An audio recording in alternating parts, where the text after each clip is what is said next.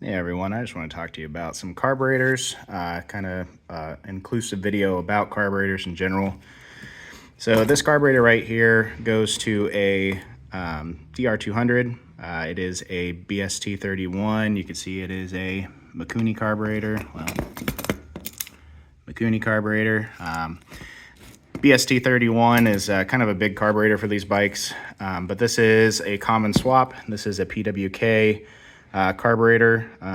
It's a clone. It's an off-brand, obviously, but basically a PWK carburetor is a flat slide only carburetor. So if we look, you can see when I pull on the cable, it opens, and that is the main opening.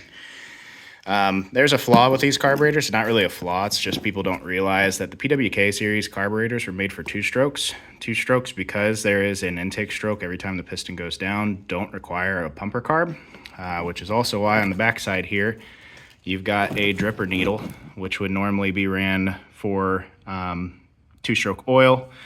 So beware, a PE carburetor might be a little bit better. It's a barrel slide carburetor instead of these flat slides. But these flat slides are made for two strokes, but a lot of people put them on four strokes. The problem with these, a lot of people say they get bogging issues. Because there's no pumper carb, if you smack this throttle wide open, as I'm trying to do with the cable, if you smack this thing wide open right away, you're going to give it way more air than the fuel is possible to come out. So you get a bog situation. So when you hear people say PWK carburetors cause bog, there's no pumper on this. So normally with a flat slide carburetor or a different carburetor, you have a pumper, which means if you smack this open, it's also literally injecting a mini injector burst of oil or fuel into the engine for it to burn, which gives you the throttle response you need. So that is kind of the downside of using a PWK carburetor on a four-stroke. A lot of people view CV carburetors as something that basically is an emissions thing. It is kind of an emissions thing, but the CV aspect is not so much of an emissions thing. So you have a normal butterfly valve, which this is what your throttle is connected to. You can see it opens, and you can see that slide still stays shut.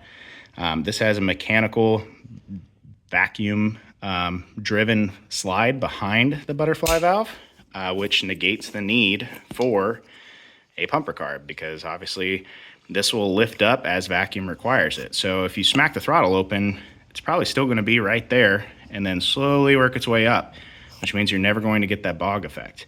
It's part of the reason why CV carbs became so popular, is because there was no need for a complication of a pumper carb, and this is pretty simple to manufacture. They're also pretty simple to clean. Another thing that people don't realize about these carburetors is a 31 millimeter carburetor is actually too much air for a 200cc engine. So you're like, why did they put it on from the factory? Well, obviously, if you have more air flowing through the carburetor and you aren't giving it as much fuel across the rev range because it can't match it, you're going to have a leaner condition, which means you're going to have a cleaner burning motorcycle. So that's why these are notorious with emissions, is because it's a lean carburetor. This should really have like a 24 to 26 millimeter carburetor. Even this PWK clone I got a 28 just because it fit into the boot well. But if you look at the predecessor to the DR200, which was an SP200, it had a 24, I believe, millimeter flat slide carburetor. So anyways, food for thought there on both of those things. When it comes to jetting and getting these carburetors set up, this is the intake side of the carburetor. If you have your mixture screw on the intake side of the carburetor, it is a fuel idle control valve. This obviously is the air intake. This is the fuel side or the engine side of the carburetor. And you can see the adjuster screw is on the intake side. So that means it's an air metering device. So effectively, you turn this one out, you're giving it more air, which makes it leaner. You turn this screw out, you are giving it more fuel, making it richer. So something you need to know there. Setup is the same way. Put it on the bike. Take the slide screw or adjuster screw in general, the idle screw that sets the RPM of the idle. Set it down as low as you can without it stalling, and then simply turn the screw until it runs the smoothest it can. So usually it's between 1.5 to 2.5 screws out on both type carburetors, but yeah, that's all it is to it. When it comes to tuning a carburetor in general, there's going to be jets in the bottom of this carburetor. I realize this is not really that great of a video, but honestly, I just don't want to take the time to disassemble everything and make a super educational video. But in general, if you have a bog effect, which anybody who knows anything about carburetors that are dirty, you'll have a bog effect, feels like it's bogging out. That is a lean condition. If you are getting a rev limiter effect where it is popping, that is a rich condition. In general, the pilot, the idle screw covers idle to about quarter throttle. The pilot screw, jet, which is in here, covers about quarter to half. The needle covers about half throttle to 3/4 throttle. And the main jet covers full 3/4 throttle to full throttle. It's the best way you can describe it. You can look up charts online where you can see how they kind of one fades off, the other one takes in. But carburetors are pretty simple. If you're getting rev limiter effect when you're wide open throttle, guess what? Your jet's too big. You need to put in a smaller jet so it's leaner.